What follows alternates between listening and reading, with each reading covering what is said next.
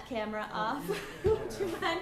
Sorry, we're just gonna have some, if you want to take photos and videos, that's totally fine. The flash is a little hard to see everything with. Can I get a round of applause for anybody who has been to the Hideout Theater before? Awesome, awesome, welcome back. Can I get a round of applause for anyone who this is their first time at the Hideout? Awesome, well, we have got a great show for you tonight. If you don't know already, improv is an art form that is totally made up on the spot. We're going to be playing some games for you tonight, but we have no idea what's going to happen in those games. It's all completely made up, and tonight we are showcasing our current level 2. They just finished their second level of improv. Can I get a round of applause if you know someone in this level 2 class? Yeah, I thought I saw some of you. I thought you looked familiar. You look like you're part of this crew. Great, well, we're not going to waste too much time hosting because I know these guys are eager to get on stage. I'm lucky enough to be their teacher, and I'll be directing their show tonight. But let's get warmed up first. Let's start out with kind of like a little low clapping sound, so like maybe just like like that rainforest game you played in kindergarten, where you're like, oh, it's just a little bit of sound, just a little bit. And let's get a little bit warmer. Let's start snapping if you can. This is kind of like the plinking of rain on the tin roof. Let's say that let's start like just moving our feet around a little bit, getting the thunder going, and let's start clapping because it's a big clapping raindrop. And let's bring out our level 2 showcase in Awkward Gesture.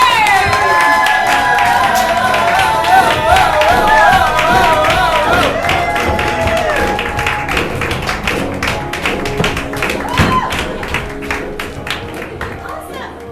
Can you guys go through and give us your names real quick, please? I am Tony. Natasha.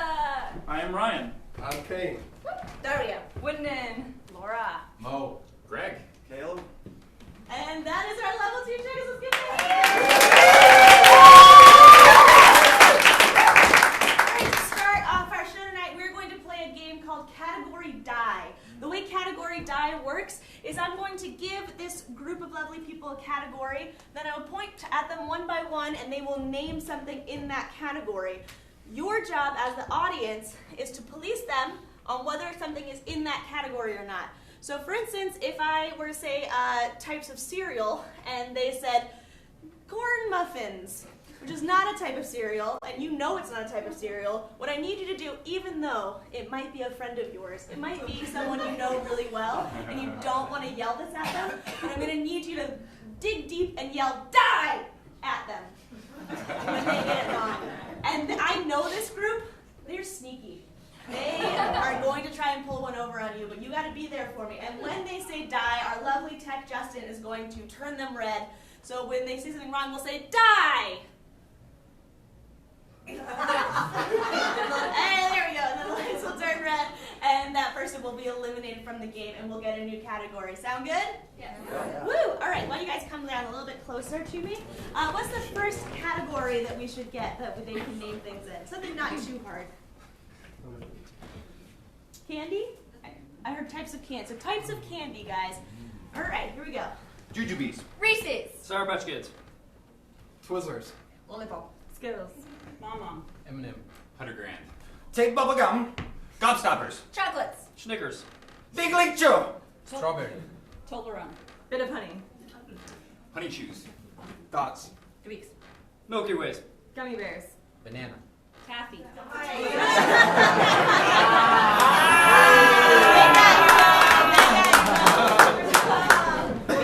Good job, audience. You got it. All right, what's another category? Winter clothes. Winter clothes. Something we don't know a lot about here in Austin, but we'll give it a try. All right, we'll start on this side. Beanie. Muffler. Mock scarf. Socks. Mittens. Sweater. Sweater. Vest. Really thick scarves. Parka. Coats. Wool boots. Steel boots. Long johns. Nose muff. Hoodie. Long Johns. Die.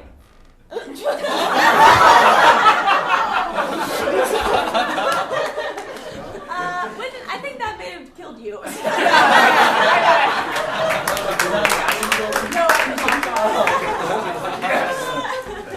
Oh yeah, if you hear a repeated word, or if they hesitate too long, you're free to say die as well. All right, let's muffler. A muff. I think it's the thing you put on your. No, like around your neck. Around Face the scarf. neck. It's like a piece of engine. Yeah, I like that. I like the Q&A. Yeah, right. Yeah, exactly. That's my dick. What's a category that these guys can name something in? Tropical places. Tropical locations. All right, here we go. Let's start in the middle. Sri Lanka. Florida. Baja. Fiji. Bora Bora. Barbados. Tahiti. Grand Cayman. Mexico. St. Thomas. Taiwan. Egypt. The British Virgin Islands. Egypt is not tropical.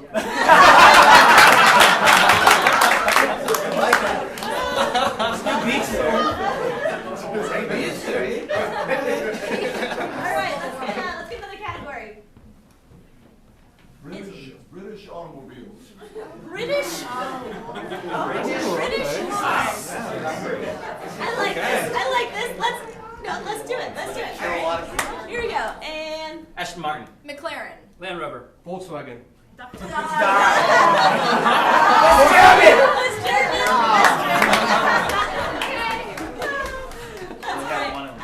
okay, another category. I like British cars. That was hard. 80s bands. 80s bands. It is. Bring it. Here we go. So, I think a couple people were like, yes. All right. Metallica. Poison. Pet Shop Boys. Toto. Tom Petty. New Order. That was a good one too. All right, another category. Crimes. Crimes. From misdemeanor to felony. I think they're all in play. All right, here we go. Jaywalking. Arson. Shoplifting. Larceny. Grand Theft Auto. It's because Greg is such a pure soul. He doesn't even know. It's never sinned. One more category. Album titles. Oh. Album titles. So musical album titles. All right, here we go. The Queen is dead. Yellow Brick Road. The White Album. Backstreet's Back. Joni Mitchell. Bye Bye Bye. Sergeant Pepper's Lonely Heart Club Road. To name a Malkin. All right. I said one more. Let's do one more category. Types of doctors. Types of doctors. Oh. Okay. Yeah. I was about to list them, and I was like, I'm not going to give you guys the answers. All right, here we go. Oncologist. Proctologist. Neurologist. Podiatrist. Gynecologist. Psychologist. Ornithologist. Neuroscience or Which means Tony and Laura are our champions. Beautiful. All right, we are now going to play a game called New Choice, and I need 2 players out for New Choice, please. Awesome, Wyndon and Natasha. So the way this game works, audience, because they've played this before, is that these guys are going to do a scene for you, but every time I ring this bell, they are going to have to make a new choice. So as an example, would you guys please greet each other? Hi, Wyndon. Hi, Natasha. New choice. How's it going? New choice. Hey. Hey. New choice. Love you. And that would be the choice that they would have to go with for the rest of the scene. But it can also be for physical actions. So I want you to do a handshake. New choice. New choice. Perfect. So for this new choice game, we need a suggestion. We need a relationship between 2 people. Sisters. You guys are sisters. Let's say you guys are sisters. You are teenage sisters, but you're really you're good buddies. You're not those kind of sisters that fight constantly. You're pretty good friends, and you are cleaning your room. You share a room, and you're cleaning it together. When the lights come up.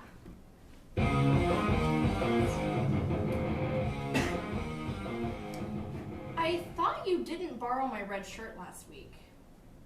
This red shirt or the one that's over on the floor? The one that had that strappy top. New choice on how to describe the shirt. The one that was kind of see-through but classy enough to wear near your parents. New choice on how to describe the shirt. The one that was totally risque and not the kind you want to wear around your parents.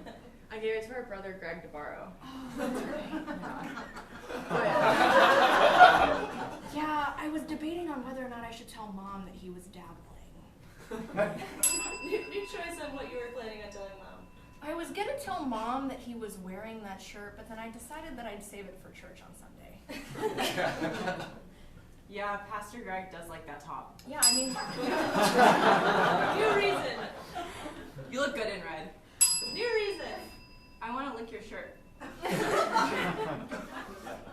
well, we're sisters, so that's not gonna work, and we need to teach Greg healthy boundaries. Yes. And I think I spilled some strawberry ice cream on the shirt, and then I gave it to Greg. New thing you spilled on it. I spilled Kool-Aid. New thing you spilled. Spilled vodka with Kool-Aid. Well, the thing is about that shirt, the more aromatic it is, I think the better it'll be for the types of venues that Greg has been experimenting with recently. Totally. He's been dabbling in some weird stuff. Yeah. I couldn't be more proud as an older sister. I mean, honestly, I just want him to be himself. Yeah. New reason you're proud. Because he is just so confident and going out and exploring the world. New reason you're proud. Because he's so handsome. All of our family members look good in red. I know, that's what happens when you have models as parents. Should we get him to clean our room for us? Absolutely. Yeah. And see. Oh, perfect scene. Well done, guys. I now need 4 players on stage to play Moving Bodies. Awesome. Let's have Ryan and Caleb. You will be our dolls in this game. So in this game, Ryan and Caleb have now frozen, and they cannot move unless Daria and Mo move for them. So Mo and Daria can help them move by bending their arms, posing their fingers. They can tap them on the back of the leg to walk forward. Like that. And they can even gently move their head. This is a keyword gently, guys. Gently moving everybody. And whatever they do, the 2 actors will have to justify, and you cannot move at all unless you are moved by them. So let's have Mo and Daria get you 2 into 2 starting positions, and then we'll ask the audience for a suggestion. Go ahead.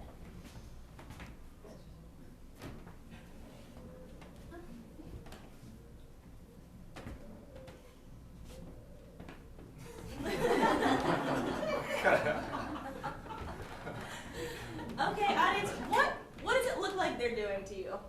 Strip club? All right, could be a strip club. What's another thing they could be doing? Commuters on the train. They're commuters on the train. Clearly, commuters on the train. So you guys commute on this train, but your work colleagues, you like walk to the. You happen to get on the same stop. You ride the train together every day. You know each other. I'm just gonna keep talking, so Caleb has to keep holding his arms up like that. And when the lights come up, commuters on a train.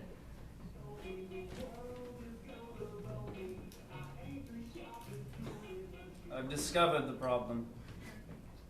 Tell me more, Tristan. It seems this huge hole without a screw is probably why the train's not working. I could stand here all day with you, though, Tristan. And stand here we will. It's almost if I want to touch you, but I can't let myself do it. I told you that.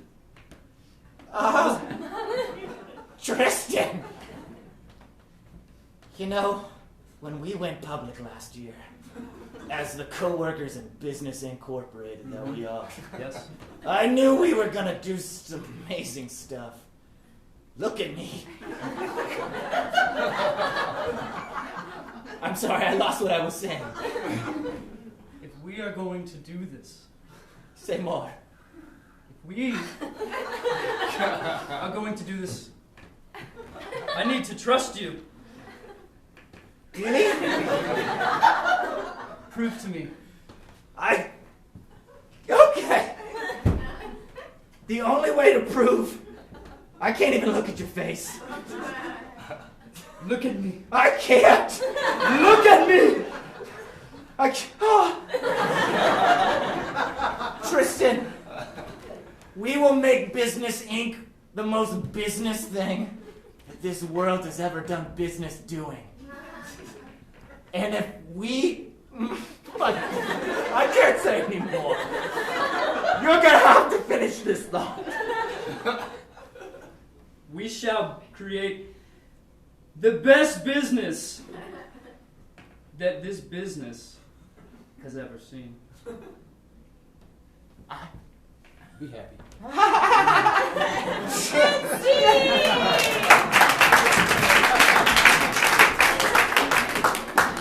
Oh, what a beautiful scene about business and nothing else.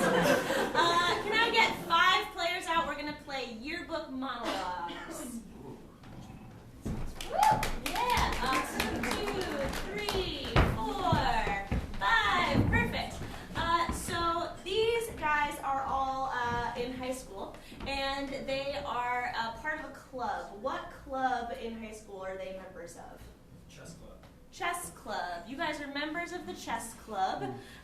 When the lights go down, you guys are going to assume a pose that will that the chess club would have taken in order to pose for their yearbook photo. Then you're going to hold that pose. So remember, whatever pose you're taking, you have to hold it for the whole scene. So don't make bad choices. And we'll call you out individually and hear a little bit from each of these characters, and I will ask you questions about your character that you will answer in character. So when the lights go down, get into your yearbook pose, and when the lights come up, yearbook monologues.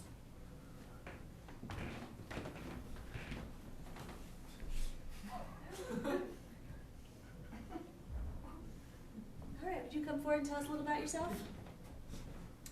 I was the 7th grade chess champion, and I never lose. What's your name? Cynthia. Cynthia, who's your biggest opponent in chess club? Theodore. Which one's Theodore? That one. Oh, this guy in the middle. Mhm. How do you feel about Theodore? He's conniving. I can't trust him. Oh, really? Why not? Because he cheats. What happened? Can you tell us a story about a time that he cheated? Well, in 7th grade, Theodore held an extra piece under the table. And even when I won, he took that extra piece and put it back on the board. Unconscionable. Thank you so much, Cynthia. Thank you very much. You can go back to your pose. Yusuf, will you come back? Hello. My name's Frank. I'm the overlord of this club. What does it mean to be the overlord? Well, I know every move before it happens. How? Well, there was a science experiment in 6th grade in Mr. Kowalski's class, and it just left me a changed man from here on out. Frank, how old are you? 13. Okay, just wanted to check. Frank, who's your best friend in the club? Oh, Chessie over there. Oh, yeah. What do you guys like to do together? Oh, Chessie and I, we like to play chess, but we also like to practice our telekinetic skills, moving chess pieces with our minds. Oh, I see. Does your telekinetic skill, does it come in handy during competition? Yes. Can you tell us a story about a time that it came in handy? Well, once I was down to the wire, and I was about to lose, even though I knew every move before it happened. And I used my mind power to influence my opponent to move the wrong piece. Oh, dastardly. Thank you, Frank. Thank you so much. And then, I believe it's Theodore? Well, my friends call me Teddy, but you can call me Theodore because you're not my friends. Oh, right. And Theodore, can you tell us a little bit about your how you came to be a part of chess club? Well, I like to hang around with liars. So I figured I'd join the chess club because I get surrounded by liars. I also enjoy flipping tables, and I find that has a lot more effect when there's a chessboard on top of it. Oh, okay. And what is your favorite piece in the chess in the chess set? Queen, of course.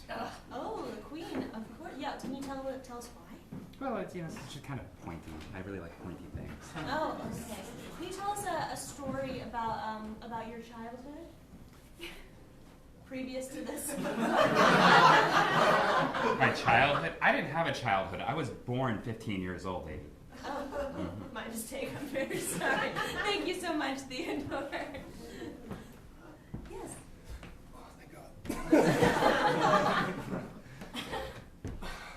My name is Chessie, as mentioned. Me and my best friend were inspired by a criminal drama. We watched Men Who Stare at Goats and got inspired to join chess. Thought we could do the same.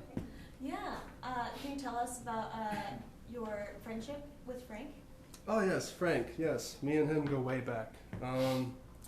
From our days of staring at chess pieces when we were 5 years old on the playground. People thought we were weird, but look at us now. So you're not weird now? Oh no, not at all. I mean, I would consider myself extraordinary. Is Chessie your real name? Oh, it's a nickname.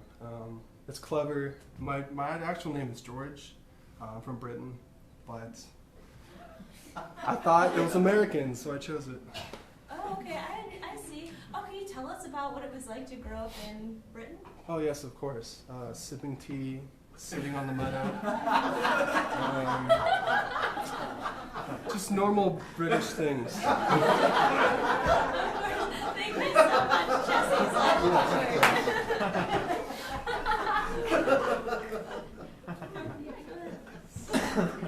I'm Kate, and we're here on a program together from England. Oh, of course. We came over for the year, you know. Yeah. I like chess because I like to be a queen and a pawn at the same time. So I like to serve myself, and I like castles.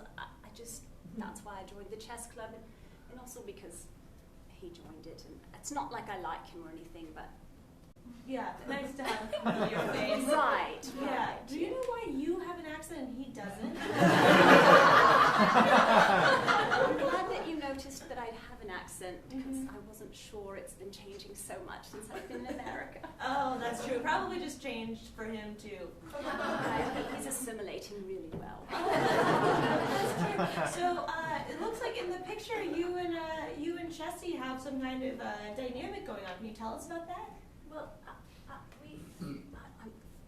it's a little bit private, but I sort of fancy him as my king and my lord. Oh, So I'm sort of serving him and wearing a crown. Oh, wow. So can you tell us about what it's been like to move to America? There's been a lot of donuts. I think we get the picture. And you can go back to your pose. Ladies and gentlemen, the Chess Club.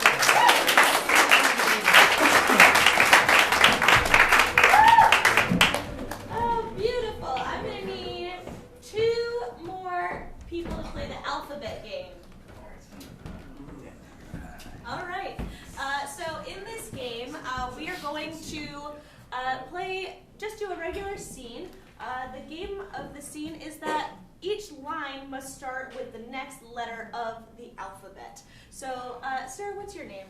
Matthew. Matthew. So you're going to start with the letter M, and we need a place where these guys could be. What's a place that could fit on this stage? A lifeboat? Okay, you guys are in a lifeboat. You can grab some chairs if you want to set up a lifeboat. You're in a lifeboat. Let's say that this is, so you're in a lifeboat, so you're clearly stranded at sea, because why? Otherwise it would be a rowboat, not a lifeboat.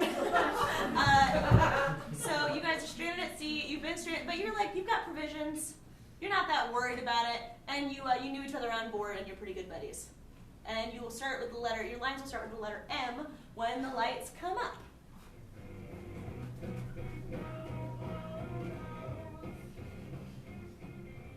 My friend, we find ourselves here again. Never did I thought that we'd be here. But oh, we are. Power with that roll. I want to live again. see our grandchildren. It's quite the story you have there. Right. Right. Steer! Steer! Yes, sorry. I forget all. Under these circumstances, this is difficult. I think you were T. I am bad with letters. Never taught me. Under the starboard. Reach under there. There's a sack of chips I want. Very well. Here's your chips, Cynthia. What is this? Letter.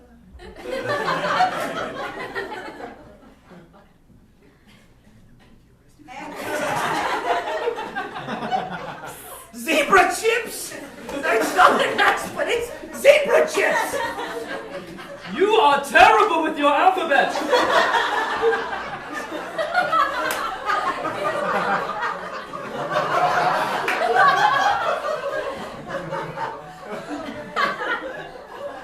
See? Yes.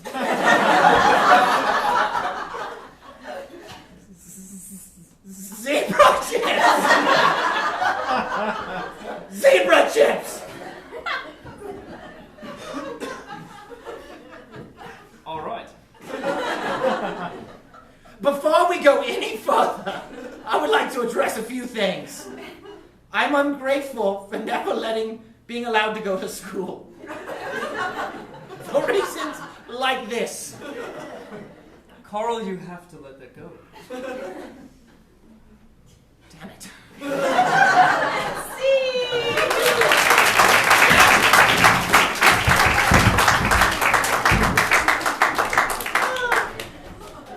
Oh my gosh, I'm delighted. We're gonna play a game called Good, Bad, Worst Advice, and so I'm gonna need a bench and 3 players sitting on that bench, please. Perfect. We got Daria, awesome. Great. Yep.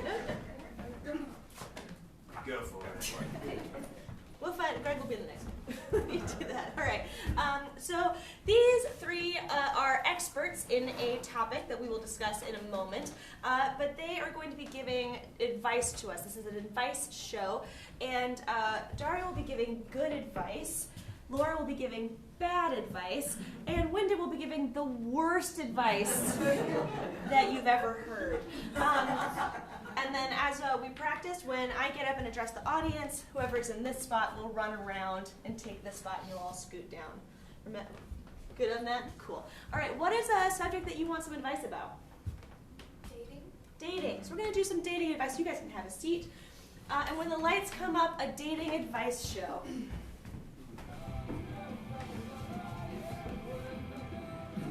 Welcome everyone to How to Date in Today's Modern Age, my cable access show that has been on the air since 1987. The modern age has changed, but I have not. We are going to start out with our panel of experts. Will you one by one please introduce yourselves? Hello, my name is Alexa, and I've been a marriage counselor for, 40 years already. I've seen everything, and I guarantee that 95% of my clients work out together. Oh, wow. You sound like you know what you're talking about. That's great. Thank you. Next. I'm Tiara, and I specialize in artistic things that tell you how to do other things. Okay. Great. Artistic things that tell you how to do other things. I can't wait to learn more. And then you on the end, what brings you here? Yeah, I'm Pamela, and I usually advise people on how to criticize each other, and then, yeah. Great, Pamela. Well, I can't wait to hear all of your different kinds of advice. Well, I have been single since 1987, and I am curious, how do you find a date today? How do you find someone to start dating? Well, I know that a lot of young people go to download all the apps, Tinder, Grindr, many others, depending on your preference. And definitely try to be light and smile and chat to them, ask about them. You know, when you forget about yourself, ask about them, like, don't too much, but be sure that you are a funny person and specifically what they want. Ah, okay. Ask about them. Great. I can do that. I know how to do that. And you? I'm sorry, I was receiving a message from an oracle. Could you repeat the question? Yes, I was asking how you meet people to date. Well, I like to use a number of decks of cards, of course tarot cards, or tarot if you prefer. Also just a regular deck of cards with the jokers removed. Obviously, unless you are looking for a joker, and that's a different conversation. Also, I buy greeting cards at thrift stores, and I look through those, and go from there. Wow. Again, I want to know more. But wonderful. And yes, so how do you find someone to date? Well, usually I tell my my advisees, I guess you call them, to look for the people with low self-esteem, because those are the people who out from the group. They're the easiest to break down.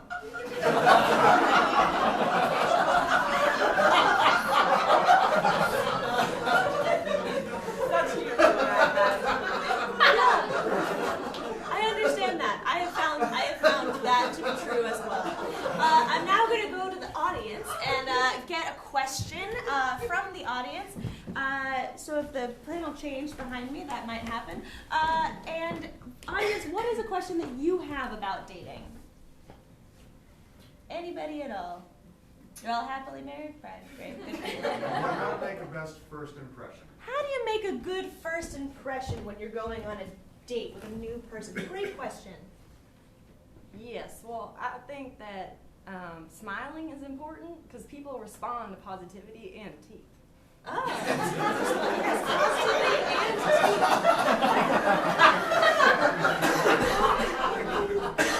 I agree. And yet, what do you? Well, you need to talk to a spirit of a person. Oh, okay. His spiritual part. Yeah. You can use cards, you can meditate, and find the person like for up to 5 minutes. Wow, I've never tried just meditating at someone. Write that one down. That's a great idea. And what do you do to make a great first impression? Well, I think it's good to set the bar low initially. So usually I try to eat a couple of Oreos before I go in, and then brush your teeth. But so it smells like you brushed your teeth, but maybe you still have some Oreos in there. And it leaves them thinking like, this is a pretty decent person. Literal food for thought. We got another question from our audience now. Audience, you have any other questions about dating? What is the best way to break up with someone? Oh, the end of a relationship. What is the best way to break up with someone? The nicest way to break up with someone? It's really important to maintain a connection even when you're breaking up with someone, perhaps. And I don't really think of it as breaking up. I think of it as just making a change in the current relationship status. If you've defined the relationship, you're redefining the relationship. Keep a note of positivity, reassure the person that you care about them. Probably 6 to 12 conversations so that everyone feels understood. Wow, great.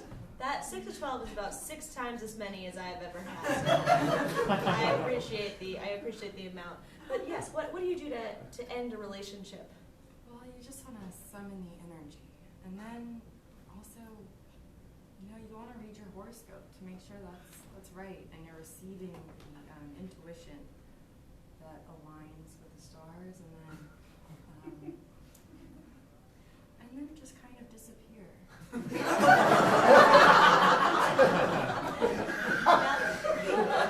That sounds familiar. I must say that does sound familiar. And our final expert. Well, I'm an expert how to criticize people. So I can help with the whole lecture about telling people the truth. It's really important to tell people the truth, what you don't like about them. Specifically after that, they're going to break up with you, or if they're dumb enough to not to break up because of low self-esteem, probably find a person you know who works in a junkyard and just buy some knives. Thank you so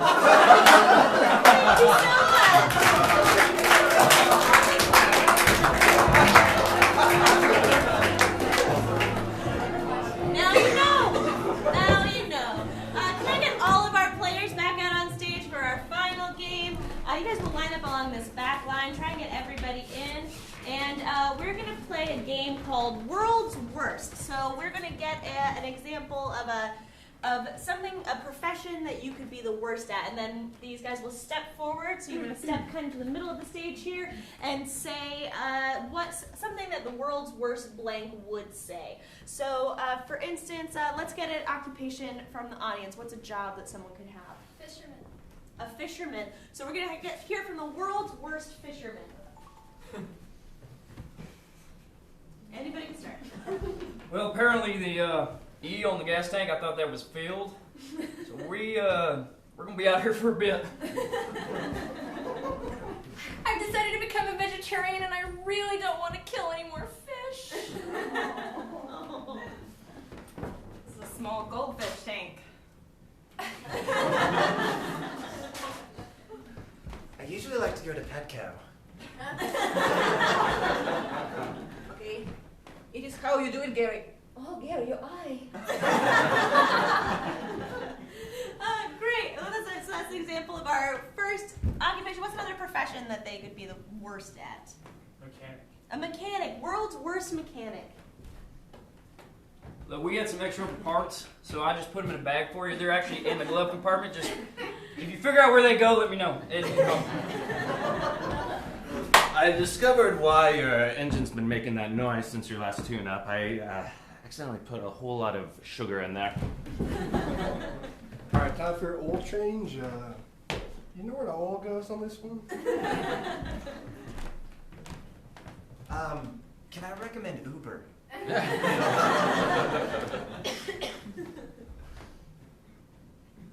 No, all right, good. Another profession, anybody? Psychiatrist. World's worst psychiatrist.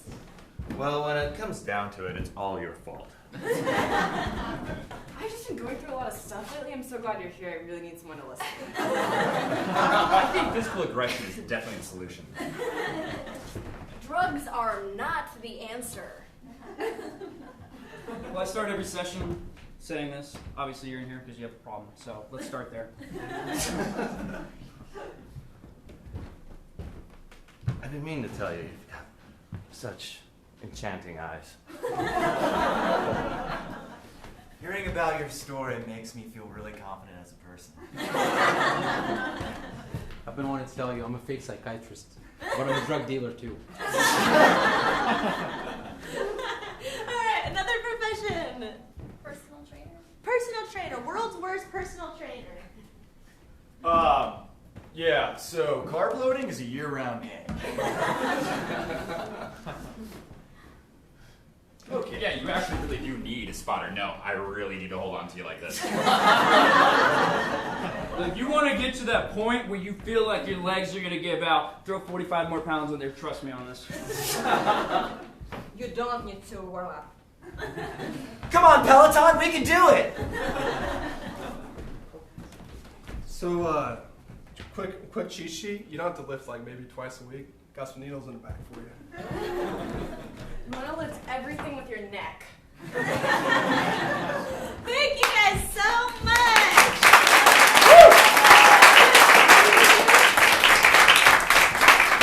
This has been your level 2 showcase. They call themselves Awkward Jesters. They're going to introduce themselves one more time.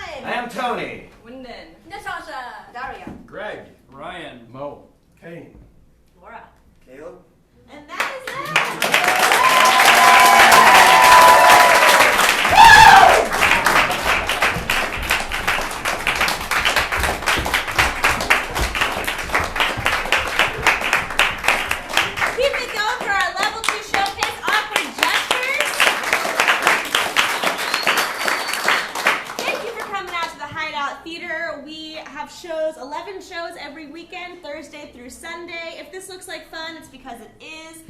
We teach classes here, and we have new level 1s starting all the time. We actually have a free class tomorrow night up at our northern location that I'm teaching. So if you want to come check out improv in a really low pressure way, go on over to our website and sign up for that.